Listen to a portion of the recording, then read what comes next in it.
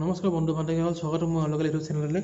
Thumbnail দেখি সকলোৱে গমেই পাইছে, আজি কিছু সময়ৰ পূৰ্বে নন্দিতা শইকীয়া ধেমাজি মৰিধল কলেজৰ ছাত্ৰী ডিব্ৰুগড় এখন ব্যক্তিগত চিকিৎসালয়ত মৃত্যুবৰণ কৰিছে।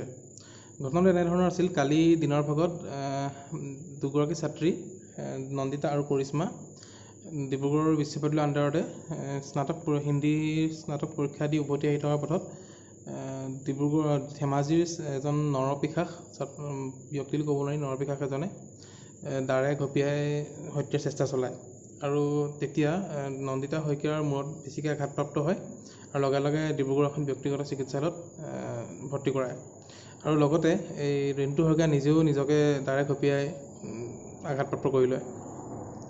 ঘটনা এনেধৰণৰ আছিল, দুয়োগৰাকী নন্দিতা আৰু ৰিণ্টু শৰ্মা নৰপিশাচটো মৰিধল কলেজত, ৰিণ্টু শৰ্মা মৰিধল কলেজত লাইব্ৰেৰীত কৰ্মৰত আছিল আৰু নন্দিতা সেইখন কলেজৰ ছাত্ৰী আছিল। দুয়োৰ মাজত প্ৰেমৰ সম্পৰ্ক আছিল।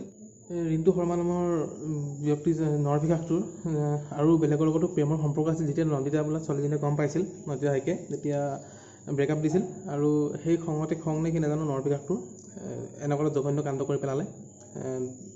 ধেমাজিৰ শুনামতে আৰক্ষী থানাৰ সন্মুখতে কৰিছে।